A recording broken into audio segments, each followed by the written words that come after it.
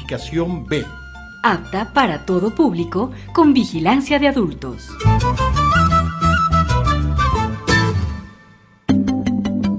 El siguiente programa es de exclusiva responsabilidad de sus productores.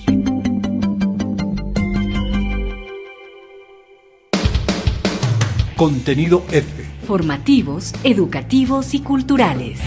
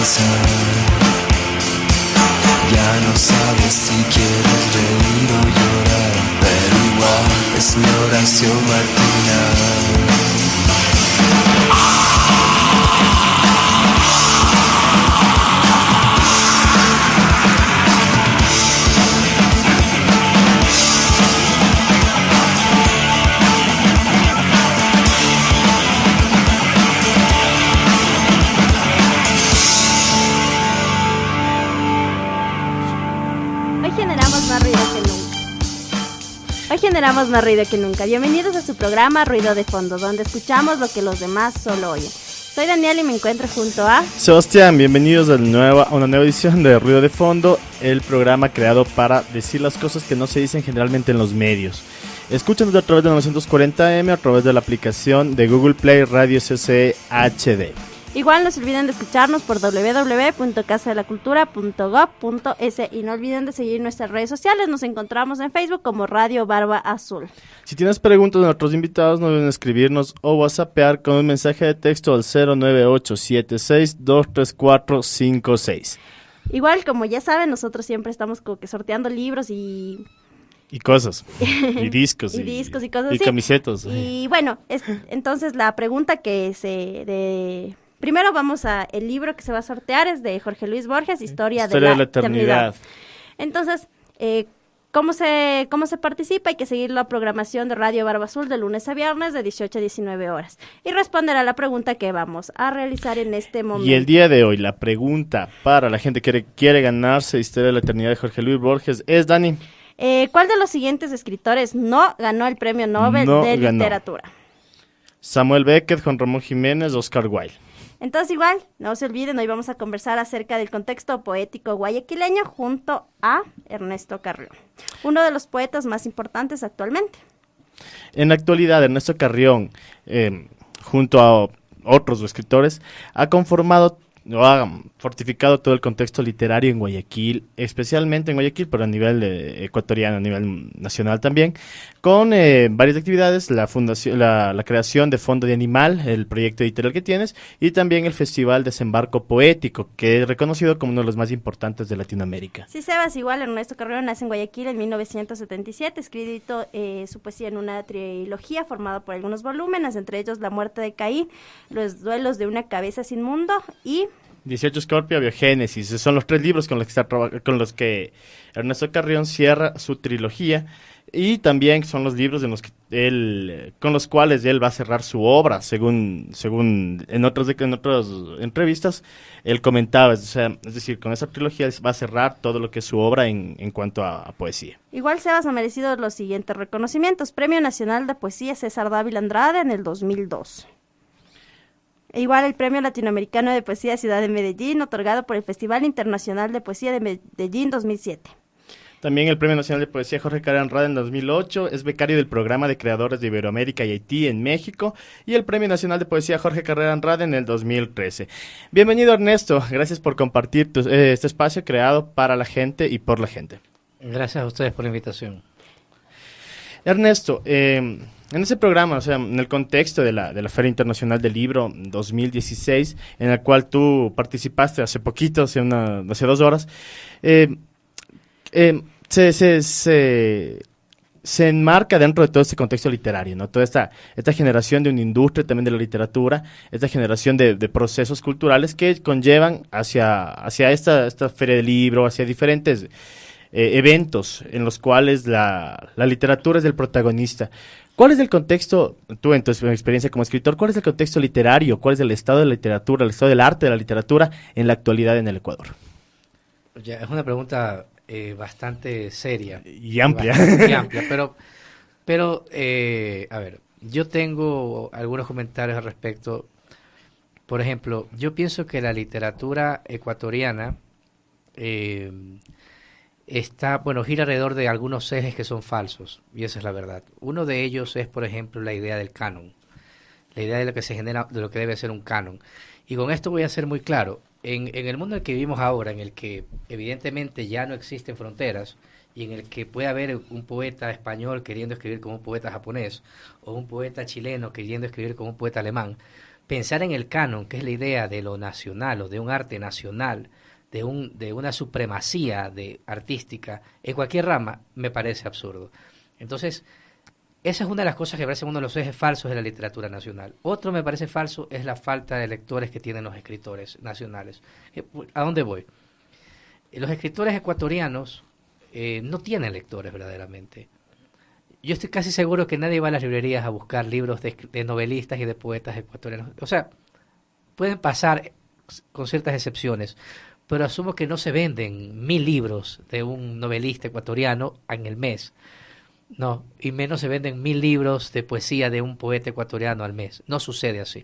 Hay un divorcio entre los lectores y los escritores, lo que ha conllevado a que los escritores nacionales son los que son ubicados a través del canon, y son ubicados a través de las universidades, ubicados a través de los medios de comunicación, que aceptan quiénes son los escritores nacionales. Les dicen a ustedes, estos son los escritores nacionales, ustedes aceptan que ellos son.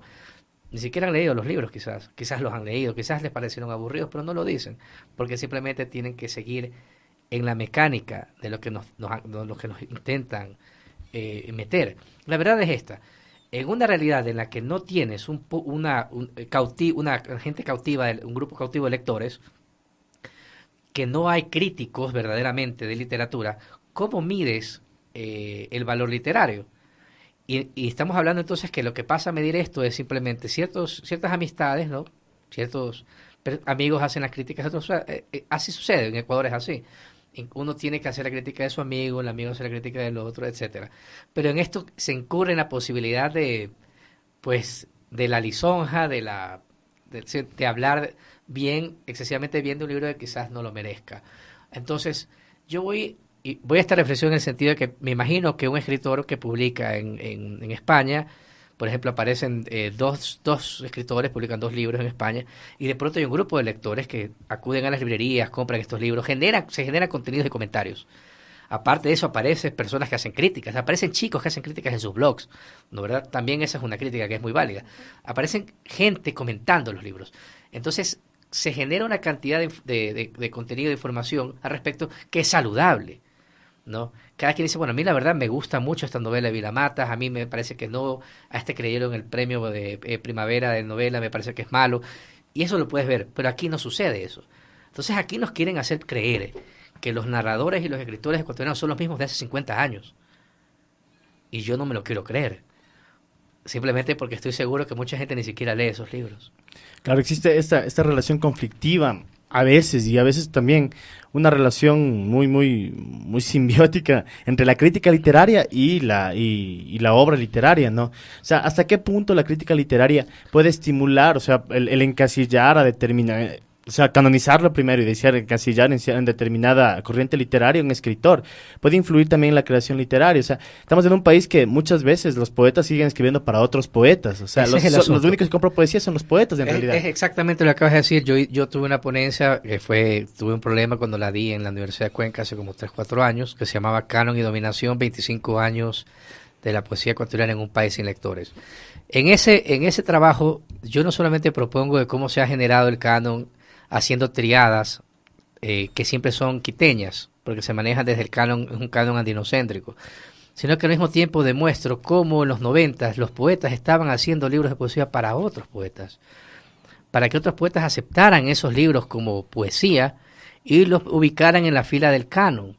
Es totalmente absurdo. Entonces, estamos hablando de que el arte tiene que ser lo más rebelde, lo más revolucionario, o sea, no puedes no entra en el molde, no entra en la conformidad. El arte no puede jugar a eso. El arte tiene que jugárselas en otra forma, en otro sentido. Tiene que ir en contra de lo que está establecido.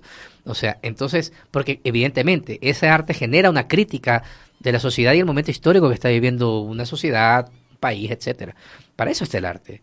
Pero si estamos queriendo agradar a la poeta de al lado o queremos escribir narrativa, como nos dicen que escribe el mejor narrador, entonces estamos así, siguiendo ya una línea y estamos editando antes de empezar a escribir y estamos asesinando nuestro propio trabajo artístico. Entonces, me parece que lo del juego del canon ha sido muy importante y me parece que sigue siendo importante y se percibe en las ferias de libros. ¿Sí me entiendes? Ya, simplemente miren las ferias de libros, se percibe. Ya, y no es que quiera irme en contra de todo el mundo, pues, porque evidentemente me invitan a las ferias de libros, ¿qué te puedo decir? Sí. Pero evidentemente yo pretendo que mi trabajo sea y lo que he escrito siempre, y por eso he querido terminar en juventud de la poesía también. Pero eso ya es una forma radical mía de mirar el quehacer poético. Pero la verdad es que sí, o sea, yo concibo la literatura de otra manera. La concibo como, primero, no creo en el estilo. Ya, no creo en los estilos porque me parece que tener un estilo es de alguna manera tener un lugar común, tener un lugar cómodo, perdón. O sea, una zona de confort, es una zona de confort desde la que tú escribes y tú ya te sientes cómodo allí. Yo quiero y siempre he querido que cada libro sea diferente al siguiente.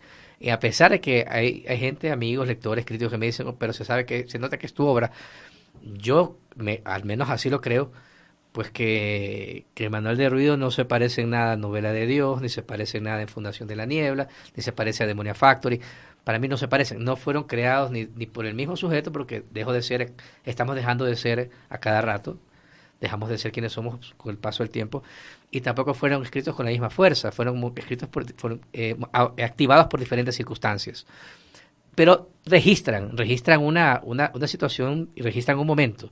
Entonces tienen la fuerza de ese momento. Entonces, yo no me creo esto de los estilos. Entonces, evidentemente, me parece que por ahí está la zona de confort y por ahí también está toda esta trampa de lo que es un canon literario, o por qué tiene que haber un canon. La crítica es necesaria, ojo. O sea, pero la crítica bien hecha es necesaria. No una crítica la crítica que se hace muchas veces que es para destruir un libro o para alabar al amigo. O sea, tienen que haber críticos que seguramente deberían pagarles por ser críticos. O sea, esto es una maquinaria que no existe. Ya, verdaderamente. Es como el mundo editorial en Ecuador, ¿me entiendes? Es lo difícil que es el mundo editorial. No, que no existe el editor que aquí le guste tu libro y que te pague a ti por publicar tu libro y que tú puedas cobrar regalías por ese libro. O sea, no existe en esta realidad. Y no existe también porque, bueno, estamos en una situación o vivimos en un país que de alguna manera ha dejado la cultura siempre para el final, ¿no? Que no ha entendido lo que es la cultura y que en el caso de los libros, pues siempre han tenido que lidiar con esta situación, ¿no? Los escritores, los autores, siempre han tenido que lidiar con esta situación, publicarse a sí mismos, etcétera, ¿no? Siguiendo esta misma línea, ¿cómo este canon o ilusión de un canon que está más ligado a poetas de la sierra, desde tu experiencia, ¿crees que existe una diferencia entre los círculos literarios de Guayaquil y los de aquí de Quito? Yo creo que ya no. Yo creo que existió. Yo creo que en los 90, hasta los 90 existió. Yo creo que había una fuerza que se trataba de sostener a través de cierta idea de Jorge Carrera Andrade. Y Jorge Carrera Andrade es un tremendo poeta, por si acaso. No estoy poniendo en tela de duda a nadie. La calidad poética de él. Por supuesto, es un tremendo poeta. Lo que quiero decir es que había una idea que giraba alrededor de una poesía del silencio. Ahí entró mucha gente a jugar alrededor de esa idea. Y esa idea eran hacer poemas de 4 versos, en el que no estaba muy claro de qué se trataba, porque supuestamente el lector tenía que concluirlo con su propia sensibilidad. Entonces se supone que había una idea reflexiva, filosófica, pero al final nunca había un sujeto que padecía, no había un sujeto real, no había, o sea, eran poemas que a mí me parecían que quedaban colgados en el aire sin concluir ni llegar a ninguna parte. No, entonces al lector verdaderamente tienes que engancharlo desde la primera línea, sea en poesía o sea en narrativa, tienes que someterlo, ¿no, verdad? Y lo sometes con una literatura que viene de un lugar real. Ya, o sea, la literatura no puede, es como cualquier otra arte, o sea, no puede venir de un lugar impostado. Tú no puedes sentarte y decir, quiero escribir un libro de poemas. Entonces, ¿qué le voy a escribir a mi gato? Le voy a escribir a mi abuelita y le voy a escribir a mi novia. Porque no nace así, no sale así, o sea, no sucede así. Sucede simplemente como algo que llega, que hay una necesidad tremenda de hacerla, tienes que escribir por una necesidad. Esa necesidad queda impregnada en el libro. Yo estoy seguro de eso, queda en el libro. Y el lector luego se da cuenta cuando está ante algo auténtico y algo que no lo es, incluso dentro de la ficción. Ya, hasta en la ficción uno siente un ejercicio, cuando es un ejercicio honesto de la ficción. ¿A qué me refiero? A que el lector no quiere ser engañado con tonterías. El lector no quiere que de pronto en la trama aparezca algo tan improbable, ya, que diga, bueno, pero ¿y esto? El lector quiere creer, a pesar de que sabe que es ficción, que pudo haber pasado, o que está pasando en las dimensiones del libro, está sucediendo verdaderamente en las dimensiones del libro. Ya. Entonces, hay mucha trampa de eso, como también hay la trampa esta de los narradores que se ponen 5 páginas a escribir un jardín que ni siquiera es importante dentro del libro, con la trama no tiene nada que ver. Entonces, hay un montón de adorno en la literatura nacional.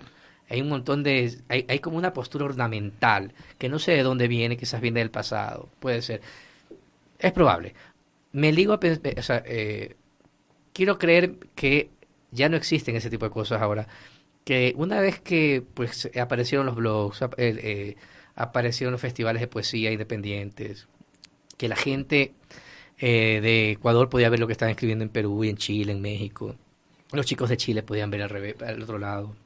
Entonces, empezó a crearse una cantidad se empezaron a crear festivales y se empezaron a crear incluso cartoneras y se empezaron a crear circuitos de distribución editorial diferentes. Sí, entonces, hubo una cantidad de información que corrió de un lado al otro que de alguna manera pues limpió toda esa idea de que solamente así se podía hacer. Pues ahora se la puede hacer de muchas formas, pero también pues evidentemente siempre cuidando que esa honestidad que tiene que venir del propio artista, ¿no? Claro, igual parte de una idea de esa idea, ¿no? De que los lectores, o sea, subestimar al lector, creer que el lector no sabe y se tiene que de una u otra manera explotar el no conocimiento, creer que el lector no sabe en realidad, menospreciarle. Igual esa generación, ¿no? Del crítico, el crítico reculto, la visión del siglo XIX del crítico artístico, que era el ojo adiestrado en cuestión de crítica. Pero ahora, como tú decías, o sea, la generación de circuitos alternativos de distribución de literatura, de festivales, y sobre todo la información a través del internet en especial, o sea, puede generar todos estos procesos. Pero ¿hasta qué punto estos procesos de hibridación, sincretismo, etcétera, de literatura, terminan por más bien complejizar el ambiente hasta tal punto de que no se sabe qué es y qué no es literatura? O sea, vemos ahora la corriente de la lit, sí, claro. que en realidad qué termina por ser literatura y qué termina por no serlo, a partir de esta cuestión incluso de la destrucción de los cánones, que es una de las cuestiones importantes para que se generen nuevas propuestas literarias por fuera del canon. Claro, mira, a ver, a mí me parece que, tocando el primer tema que dijiste, esta gente estaba escribiendo evidentemente, o ha estado escribiendo no para, o sea, no solamente creen que el lector es ingenuo, sino que han estado escribiendo para otros escritores. Y esa es la gran realidad de este país, de literatura de este país. Muchos escritores han estado haciéndolo para otros escritores. Por eso esos libros, muchos de esos libros no pasan después de 2-3 páginas. Tienes que hacerlo, pues tienes que pasarla. ¿Sí me entiendes? Tienes que entrar en la historia, pero no, a ver, no se supone que, a ver, lo más difícil no es lo mejor, pues, ni es lo más intelectual. No tiene por qué ser así. Y no sé quién nos ha vendido esa idea, que mientras más complejo es mucho mejor. Más culto. Es más culto. Eso me parece que es una falacia. Ahora, con respecto a esto, ¿no? Claro, por supuesto, con la hibridación y con cómo entra la tecnología también a formar parte de la poesía, porque ahora incluso la tecnología forma parte del discurso de la poesía, etcétera. Puede suceder algo así. Puede suceder como que todo en este momento pueda ser considerado poesía. Pero vamos a este punto. Verdaderamente, para mí lo que está mal es cómo las redes sociales y la tecnología exacerban cierto cretinismo, por decirlo así, y cierta banalidad en el ser humano. Y eso sucede casi en todas las esferas de la vida, también lastimosamente en la esfera de los escritores sucede. O sea, las redes sociales, ya sea el Twitter, sea el Facebook, etcétera, y el Internet están al servicio de convertir a la gente más cretina de lo que ya era. Entonces, uno ve unas cosas que le parecen imposible creerlas. Entonces, banaliza también todo, ¿no? Entonces, todo el mundo ahora sube un poema y ya es poeta. O sea, ya lo subió al Facebook y tiene 50 likes, ya soy poeta. Ya no le interesa hacer el libro, porque ya es poeta para sus 2.000 contactos. Entonces, eso también, y lo he visto también, he visto cómo poetas han caído en este manoseo absurdo, estéril, de alabarse y alabarse entre ellos a través de redes sociales, subiéndose los unos a los otros poemas entre ellos. O sea, eso de ahí no se aleja mucho del otro que estaba hablando. ¿Por qué? Porque al mismo tiempo que lo que estás haciendo es una mentira, no permites que la literatura ecuatoriana sea saludable, porque es saludable verdaderamente ser un crítico consciente también. Entonces, sí es verdad que esta tecnología ha entrado a eso, a banalizarlo todo. Entonces, hay mucha gente que porque ya le suben un poema en un blog, hecho al apuro, hecho en 2 segundos, pues ya cree que es escritor, ¿no verdad? O sea, es verdad eso. Pero bueno, quiero creer igualmente que el lector o quienes somos lectores, en mi caso soy lector, ya soy lector y soy escritor, pero pues estoy leyendo todo el tiempo. O sea, quiero creer que el lector tiene la última palabra. ¿Sí me entiendes? O sea, y así lo creo, o sea, todavía lo creo. Creo que esos libros que perduran hasta el día de hoy, los libros que perduran es porque tienen un valor que pues encuentra a otras personas. Y pasan décadas y encuentra a otras personas. Y los que quedan ahí apoyados y a los que nadie les importa es porque simplemente fueron hechos artificialmente. Hablando acerca de la poesía y de esta forma tan banal de entenderla, ¿no? Las redes sociales generan nuevos espacios y generan nuevas narrativas en sí. ¿Cuál crees que es el oficio del poeta? Ya, a ver, vale para comentarlo así entre la poesía y la narrativa ahorita. Yo pienso que el narrador tiene un oficio. Yo creo que el poeta no lo tiene. ¿A qué voy? Es muy diferente el proceso el proceso de creación. El narrador es una persona que tiene que trabajar, tiene que ir montando un edificio, tiene que ir, los personajes tienen que evolucionar. O sea, es ser un obrero, escribir narrativa. Ser poeta no. La poesía, al verdadero poeta. O sea, estoy hablando, en este sentido quiero, lastimosamente, y hay gente que se pone molesta con esto, pero es así. No todo el mundo puede ser poeta, porque ser poeta es una condición muy extraña, es como nacer con un oído musical, ¿ya? Y eso hay que aceptarlo. Hay muchos narradores que después de que ganaron el premio Nobel sacaron sus libros de poesía, y allí están. Günter Grass lo hizo, Saramago lo hizo, ya, o sea, que quieren sacar sus libros de poesía porque en el fondo siempre quisieron ser poetas, porque saben que la condición de ser poeta no es lo mismo que la condición de ser narrador. Un narrador creo que un narrador aceptable puede ser cualquier persona. Una persona que tenga un oficio y que acuda a las lecturas adecuadas y que trabaje sus textos, va a alcanzar una narrativa buena, ¿no? Claro, igual existe como una generación de estructura literaria en la cual se puede entender y crear la obra desde la narrativa, ¿no? Pero en cambio en la poesía la complejidad parte desde el mismo sentido de la irrupción y la ruptura de la lógica dentro de la poesía. El asunto con la poesía es que la poesía no la controlas. Entonces, como tú no la controlas, como es algo que acude a ti, no puedes estructurarla, que cae que viene como un chispazo, como una fuerza, viene y se va, te abandona. Luego tú revisas lo que has escrito, luego lo puedes pulir. Eso ya es tu trabajo intelectual, pero la poesía está ahí para probarte cosas que tú no sabías incluso de ti mismo. Ya es como un espejo torcido al final del laberinto, ¿me entiendes? Y eso no tiene nada que ver con la narrativa, pero es así, entonces la poesía es distinta. Bueno, toda nuestra audiencia que está escuchando Ruido de Fondo, les comentamos que estamos hablando acerca del contexto poético guayaquileño acerca de poesía. Y ecuatoriana en general. Junto a Ernesto Carrión. Regresamos después de las pausas de la Casa de la Cultura. Dele, Dani, mándase esas pausas ahí, ya volvemos. Ya está disponible la aplicación de Radio Casa de la Cultura Ecuatoriana para tablets y smartphones. Ingresa a Play Store y búscanos como Radio CCE HD. La descargas y listo. Donde quieras, cuando quieras. Porque esta es la primera radio pública cultural del Ecuador.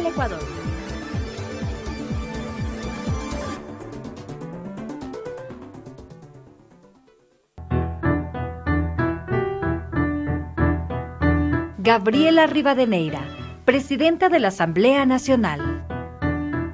Para nosotros es fundamental el que la ley marque con absoluta claridad la autonomía de la Casa de la Cultura, que ha sido una de las aspiraciones que durante todo este tiempo hemos mantenido referente al texto de la ley. Por lo tanto, esta ley garantiza la autonomía de la Casa de la Cultura y plantea más bien cómo fortalecer el accionar de la Casa de la Cultura a nivel de todas las provincias, cuando esa Casa de la Cultura tiene que ser, como lo ha sido durante estos años, un promotor de la inventiva, de la creatividad, del fomento, también a través de la transversalización del sistema integral de cultura que marca esta ley. Casa de la Cultura Ecuatoriana, autónoma, diversa, democrática.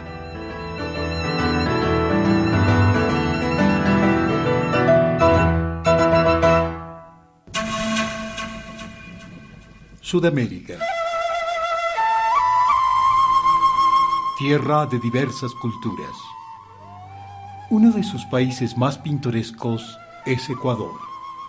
En Quito, su capital, se genera una señal radial portadora de los más autóctonos valores culturales de la nación. Somos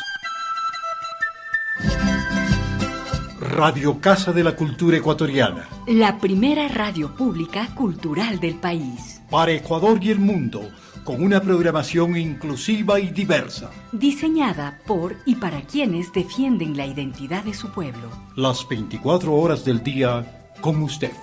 Gracias por la sintonía. Regresamos con más Ruido de Fondo, donde escuchamos lo que los demás solo oyen. Les comentamos que hoy estamos conversando con Ernesto Carrión acerca de poesía. Y también estamos sorteando un libro, así que participen Sebas, igual a través de redes sociales. A ver, Dani, ¿cómo participo para ganarme ese libro que todavía no tengo? Tienen que primero escuchar toda la franja cultural Barba Azul Radio, y en cada programa vamos a hacer una pregunta. La pregunta de esta semana que va a ser sorteada en el programa Musicalizados del día jueves es... ¿Cuál de los siguientes escritores no ganó el premio Nobel de Literatura? El que no ganó, irán a buscar. ¿Quién ganó, quién no ganó? A ver, di cuáles son los escritores que están esta semana. Juan Ramón Jiménez. Samuel Beckett. Oscar Wilde. ¿Cuál de los tres no ganó el premio de Nobel de Literatura? Estamos, como les comentábamos, estamos con Ernesto Carrión conversando acerca de literatura, de poesía en general, y de toda esta generación de nuevos espacios poéticos a través de todo, ¿no? De las redes sociales, a través de internet, a través del canon y la ruptura del canon. La poesía, como tú decías antes de cortarnos en la pausa, es como un... Tú la describes como una fuerza que a veces no se puede controlar, pero que en el momento ya de la edición del texto puedes estéticamente acomodarle. En el Ecuador, entre todos los movimientos que ha existido y entre todos los corrientes y poetas que ha existido, hay un cambio, un quiebre significativamente fuerte. El quiebre desde una poesía militante, política, netamente política, o sea, partamos desde los 50, o sea, partiendo desde los 30 y después hacia los 50, 60, 70, hasta los 80 más o menos, una poesía que tiene ese dejo político, algo muy fuerte, muy político. Hasta en la época, por ejemplo, de la poesía de los 5 de Guayaquil, entonces incluso es militante. Y después existe un quiebre en el cual, en la actualidad, pareciera que ese discurso político se encuentra diluido, pareciera casi no existir. ¿Cómo es que tú, en este contexto no diluido, creas una obra que eminentemente tiene un trasfondo político, más allá, incluso en su forma y en su discurso, o sea, no político en la parte militante de la política, pero político en tanto se articula dentro de la sociedad de una realidad existente? O sea, no estás escribiendo del Pulpo de los Ángeles, y si escribes lo estás conectando con la realidad. Ya, bueno, diría que todo el recuento que has hecho, la literatura, pues claro, pasó por el realismo social, ¿no? Y la literatura que tú hablas de los 80, tienes que pensar en toda la incidencia que tuvo la Revolución Cubana en América Latina. Entonces, hay muchos libros, mucha poesía que de alguna manera optó por militar, ¿no, verdad? Ya, pero son discursos políticos, algunos que son casi panfletos, o sea que no terminan de ser poesía, por decirlo así. Porque, pues, poner en una página una oda, pues, a Fidel Castro o a Che Guevara o lo que quieras, pues no lo hace poema. Para mí no, al menos. ¿Me entiendes? Entonces, sí, es verdad que hubo toda una poesía vinculada, pues, a la política, pero y que evidentemente está inserta en un momento en el que había ese sueño, pues, por las luchas de clases, etcétera, y el sueño de la revolución, ¿no? En mi caso, pues, yo diría que mi poesía sí tiene un contexto, está dentro de un contexto político, pero está marcada por las circunstancias de mi vida. Entonces, de alguna forma, para mí el lenguaje se convierte en esta herramienta, ¿no, verdad? En esta manera de combatir la vida. Entonces, es una posición que es estética y es ética, porque el arte tiene que ser ético. Entonces, evidentemente, cuando estamos hablando de ética, estamos hablando de política. O sea, no puede no relacionarse.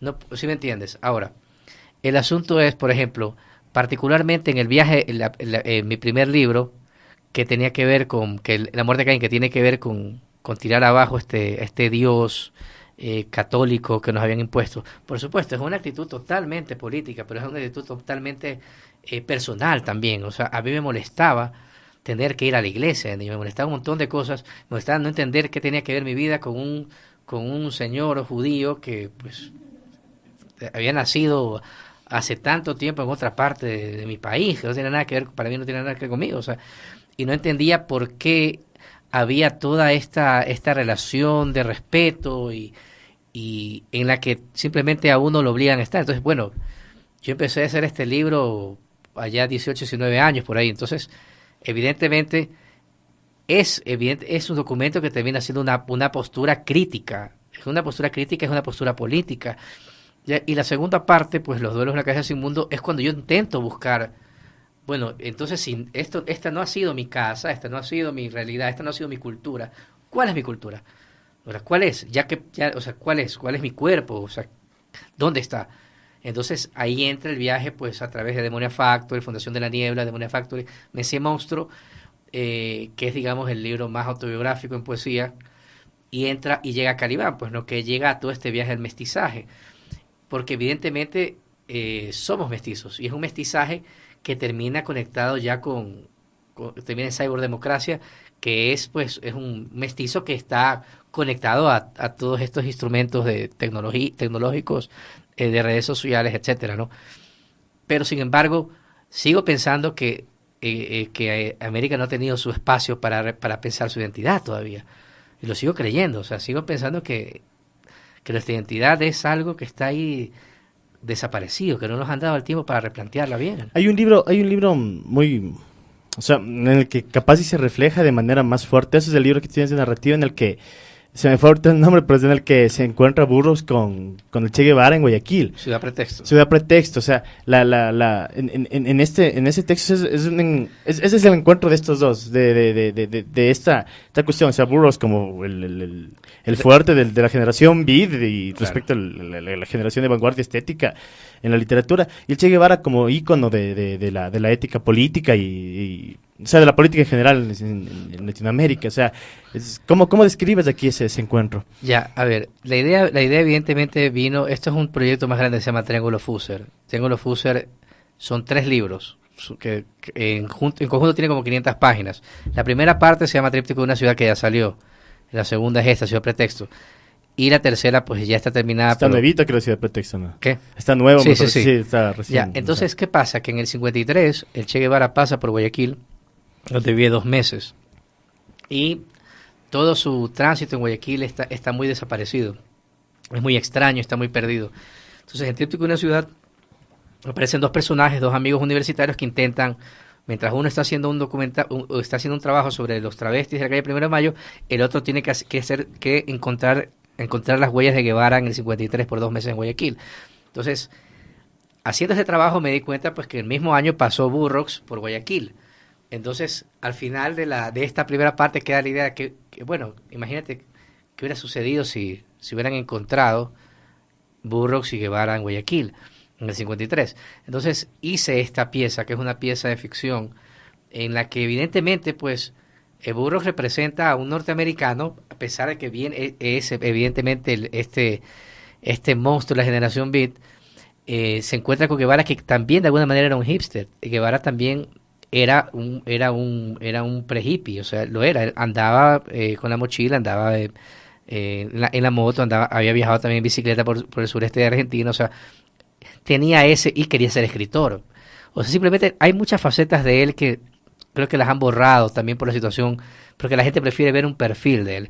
La verdad es que el hombre escribía poesía también, y la verdad es que el hombre cultivaba la poesía y educaba con poesía.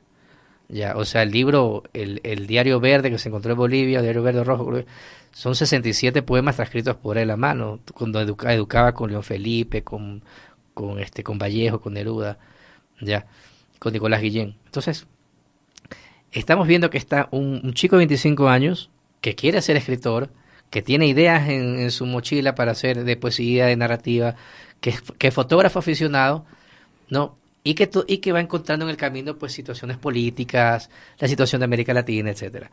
Se encuentra con este personaje extremo que es Burroughs, que tiene 39 años, que viene matando a su mujer en México, que siempre anda armado, que se chuta heroína todo el tiempo, y que está a punto de publicar su primera novela, que es Yonki, que lo va a disparar, pues, a la estratosfera de la contracultura. Entonces, al mismo tiempo me parecía que eran 2 visiones, había muchas similitudes entre ambos. Ambos venían matando, asesinando.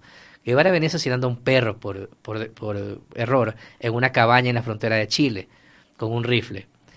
Burroughs venía matando a su mujer por un error también.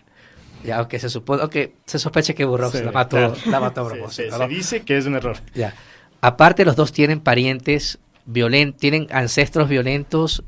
Uno, por ejemplo, Lee viene del general Lee. ¿ya? Que eran pues esta gente que mataba, asesinaba a los negros, etcétera, ¿no? De la guerra de secesión y todo. Y Che Guevara, el padre era Guevara Lynch, viene de las Lynch, que si no me equivoco tienen sangre irlandesa, y de ahí viene la palabra linchamiento. O sea, ambos tienen en una cara fuerte, y después de ese encuentro, Guevara asesinará a cientos, porque será guerrillero, etcétera. Burroughs no volverá a matar a nadie. Entonces, es muy curioso. A ponerlos juntos, me parece también que Guevara representa un poco esa inocencia latinoamericana hasta cierto punto, ¿no? Contra este personaje norteamericano que simplemente quiere utilizarlo, ¿no? No sé si lo han leído la pieza, pero hay un momento en el que se ve que él se da cuenta que como el otro es doctor, puede conseguir que lo lleve, puede conseguir en la farmacia lo que él necesita, que es heroína. Entonces le inventa un paseo hasta la isla Santay, que está al frente de Guayaquil, para irse a buscar unas ruinas donde estuvo Bolívar. Bolívar firmó allí un acuerdo, un tratado de paz. Ya, entonces, bajo ese pretexto lo convence a Guevara para allá y hacen un botiquín. Lo que quiere Burroughs simplemente es inyectarse. Entonces, evidentemente, sí. A mí me gustó mucho, o sea, me sigue gustando mucho porque es una pieza de ficción. Es esas piezas que dicen, ¿qué hubiera sucedido si? ¿No? Que de eso se puede hacer un montón de libros, ¿no? Como que hubiera sucedido si a Nietzsche no le hubiera dicho que no, creo que era Luz Salomé, cuando se quiso casar, ¿no? Ya, o si Hitler hubiera sido aceptado en Bellas Artes. O sea, ¿qué hubiera pasado si me parece que es una forma genial de hacer novelas, ¿no? Entonces, esto es eso. Y al final, pues queda como una sensación de ese futuro que le espera a América, ¿no? Y de esa indolencia norteamericana también. Un poco se lo dice él hacia el final, ¿no? Acuérdate que recién, pues, no ha pasado mucho tiempo de la bomba atómica y todo, ¿no? Hablando de tu obra, figuras como la madre, el padre, la historia, la confusión, el caos son recurrentes. ¿Cuánto de vivencial tiene tu poesía? Mi poesía es completamente vivencial. La narrativa no. Sin embargo, tiene también. Mi poesía es completamente vivencial porque no concibo a la poesía en la que yo no pueda encontrar a la persona que la escribió. Porque esa es la forma en la que tú te conectas. No solamente eso, cuando tú lees poesía, tú esperas que lo que te está diciendo el poeta lo haya vivido. Cuando lees narrativa, pues estás esperando una ficción. Entiendes que existe ese margen de ficción. Pero en la poesía tú no quieres creer que eso es ficción, pues. Entonces, si bien a mí me pasó algo raro fue con los diarios sumergidos de Calibán. Porque los diarios sumergidos de Calibán, pues no soy yo, porque empieza, pues evidentemente, con la llegada de los españoles. Pero sin embargo está lleno de una fuerza y de un desgarramiento que sale de un lugar real. Del lugar desde un lugar de enunciación que tú creas, pero que también lo vives. Es decir, claro, no estás explorando, estás explorando alrededor de lo que también eres. Ahora, por ejemplo, en Comedor Obrero, Sabor Democracia, o sea, existe esta cuestión de la creación de nuevas formas capaz de nuevas formas políticas ligadas más a la estética. ¿Cómo tú concibes en la actualidad, tú que tienes esa cuestión política, cómo concibes ahora tú la política en la actualidad, desde la creación literaria, evidentemente, ¿no? ¿Cómo se puede articular este discurso ético, político también, desde la estética pura que viene a ser la poesía también? O sea, yo pienso que lo que siempre nos ha pasado a los escritores o a los poetas es caer en esa inocencia de creer que un texto puede cambiar algo, ¿no? Y eso es algo muy hermoso, pero es algo que no sucede. O pensar que un libro puede generar un cambio. Pero la verdad también es algo, y esto lo decía Jorge Rickman, que después de ciertos poemas no somos la misma persona. Y lo mismo sucede después de ciertos libros. Es verdad, no puede cambiar el mundo, no puede cambiar la situación un libro, no puede cambiar la situación un poema. Pero después de ciertos poemas no vuelves a mirar el mundo de la misma forma. Entonces sí hay un despertar. Y esa literatura que genera ese despertar, de esa conciencia, es un estar consciente dentro de un texto y luego dentro de la vida de uno mismo, pues si quieres decir que tiene una utilidad la literatura, sería esa. O sea, yo prefiero creer en eso. O sea, yo sé que es un poco, que quizás está mal tratar de decir a la gente que no se divierta con la literatura. Hay mucha gente que se divierte y yo me río muchísimo con Juan Villoro, etcétera. O sea, ¿me entiendes? Y está muy bien, o sea, está bien también, pero me parece que no estoy en contra de que entretenga, estoy en contra de la literatura que simplemente peca de ser adorno y que tiene incluso, o sea, esos poemas que no van a ninguna parte, esos poemas que carecen de la fuerza de la voz que los está escribiendo. ¿Sí me entiendes? O sea, que tú no sientes ahí a la persona. Esos poemas que no hacen un trabajo en el lenguaje en el cual la metáfora reformula y destruya símbolos y se convierta en otras cosas. O sea, esa es una posición, una postura también de destrucción y construcción. Los símbolos están ahí dados. Tú tienes que romperlos, pues. No tienes que poner el mismo símbolo. O sea, el sol no puede ser el sol en un poema. Claro, y ahí está también es una de las esencias de la poesía, traslocar el significante del significado, o sea, cambiar eso. Y alterarlo y alterar eso, pues es... Para ir concluyendo esta conversación, ¿crees que es un buen momento para la creación de poesía aquí en Ecuador? Sí, yo creo que sí. Yo creo que hay mucha gente escribiendo poesía, creo que hay gente joven arriesgándose a escribir poesía, creo que en algunas ciudades, nosotros, por ejemplo, en Festival de Desembarco Poético hacemos un premio que se llama el Premio Poesía Emergente de Desembarco para poetas hasta 30 años, y el primer premio lo ganó un poeta quiteño, el segundo lo ganó un poeta de Santa Elena, de la península, el tercero lo ganó una poeta de Guayaquil, y ahora lo ganó también otro chico que es Guayaquil. Pero los discursos son diferentes, y precisamente para tratar de alejar la poesía, de estas cuestiones canónicas, el jurado de este concurso, el jurado siempre está conformado por poetas de afuera. Uno de Ecuador, pero que siempre viene, es uno de México, uno de Chile, ¿verdad? Ahora hubo uno de República Dominicana, uno de Cuba. De esa manera los que ganan, pues el libro que gana viene con un bagaje, con una fuerza, pues de otro lado, ¿no? No es la mirada del ecuatoriano premiando al otro ecuatoriano. Sí, es una mirada internacional sobre la poesía, diversa, sobre la cantidad de libros que concursan y decir, este es el mejor.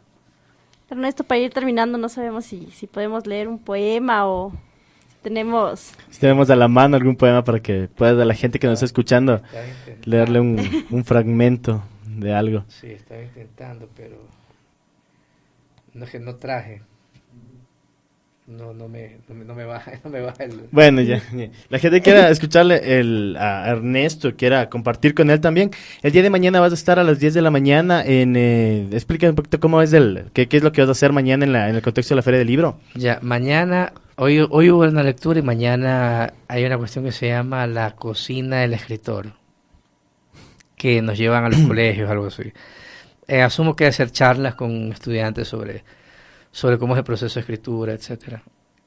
Claro, es algo, o sea, una de muchas cosas que rescato es esa cuestión de que hacer literatura, crear arte no tiene una incidencia exacta en la realidad, pero también es cierto que todo el estrato, la superestructura cultural también puede ejercer cambio real. O sea, Bolívar Echeverría ya lo decía cuando analizaba Mayo del 68, o sea, es un movimiento cultural netamente cultural artístico que en última instancia cuestionó toda la estructura social, y creo que eso también es muy importante de literatura, sí, cuestionar. O sea, a ver, la poesía tiene la obligación de cuestionar, ya, o sea, ahora, lo que pasa es esto, lo que pasa es que nunca te va a llevar no te arroja la verdad. Te arroja a las interrogantes, son las verdaderas, las interrogantes, me parece que las interrogantes son las verdades, ¿ya?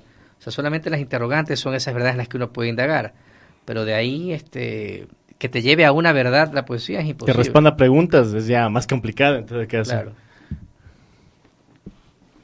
Claro. Bueno, igual les recordamos a todas las personas que nos están escuchando que estamos en Ruido de Fondo, que es un programa de la Franja Cultural Barba Azul Radio.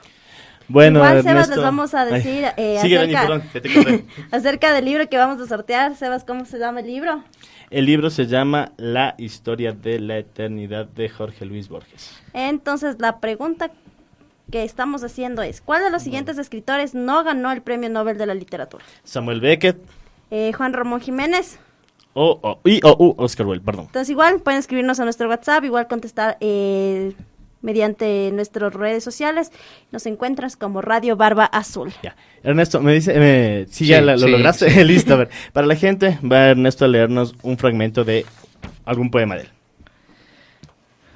Bien están los vivos entre los muertos, oliendo en cada segundo el futuro irremediable de sus cuerpos, el hueso sumergido como séptimo gato, palpando la desposesión y su plaga confinada a un sector del camino del que no habla nadie, y la bulla de los ranchos extintos y de las ciudades con sus rameras, jugando al póker sobre la capa amarilla de los presidentes, tiranos en hospicios criminales financiando la personalidad del hombre global.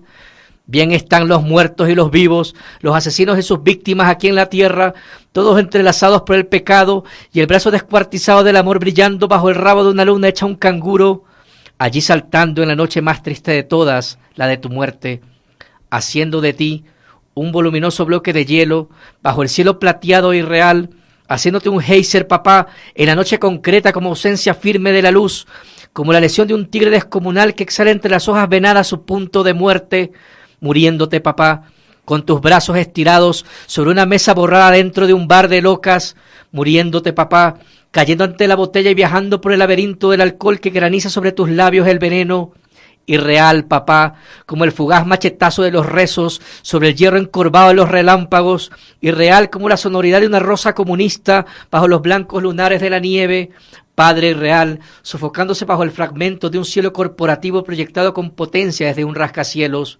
Bien están los muertos y los vivos, todos por igual revolcándose en los finos papeles de las comisarías, en los rotos membretes de las leyes, en los coloridos testamentos bien manchados también, y en los cheques fechados hacia el futuro. Bien están todos ellos irreales, todos ustedes imbéciles y canallas, todos nosotros geniales y claudicadores, irreales todos, pero congelados en un país de suplentes, viajando hacia la lámpara y el cenizal, hacia el cuerpo y el mercado, palpando el trapo ahorcado de un mismo dolor, con el pensamiento recorriéndonos la isla de la mente llena de burros, prefiriendo como tú, tirado en su fachada revolucionaria, la luz artificial a la luz del sol, la luz artificial de las cantinas, de las salas de estar, de los burdeles, de las pequeñas y grandes oficinas, donde el alcohol rodaba como ratón ardiente, venenoso, como hielo azulado de mano a mano, brincando impacientemente, corriendo por las barrigas de los abogados, los jueces, los asalariados, los presos, los guerrilleros, los abandonados y cornudos, los blancos panaderos, los amigos vendedores de flores, los poetas, los músicos, los mimos y los alguaciles, huyendo, papá, chupando siempre, viviendo en un país irreal hecho de mierda, de olvidos y mentiras, un país irreal ahogado en trampas, en falsas amistades, en hijos irreconocibles como tiniebla matemática goteando a través de un lápiz sobre un cuaderno tachado, en deshonestidad masticada en cada discurso, país irreal y padre irreal, muriendo esta vez juntos, borrándose mutuamente en un bar de locas y en la bulla de los ranchos extintos y de las rameras. Muchas gracias, Ernesto, muchas gracias a toda la gente que compartió junto a nosotros este programa dedicado a la literatura, a la poesía y enmarcado dentro del contexto de la Feria del Libro con sus pros y sus contras. Igual agradecemos otra vez a Ernesto por esta hora de conversación y mañana vamos a conversar con Carlos Luis Ortiz. No olviden de sintonizarnos, de seguir escribiéndonos por Radio Barba Azul. También de seguir participando para ganarse el libro La Historia de la Eternidad de Jorge Luis Borges. Bueno, muchas gracias a todos. Esto fue Ruido de Fondo. Nos vemos el día de mañana. Cuídense. Chao.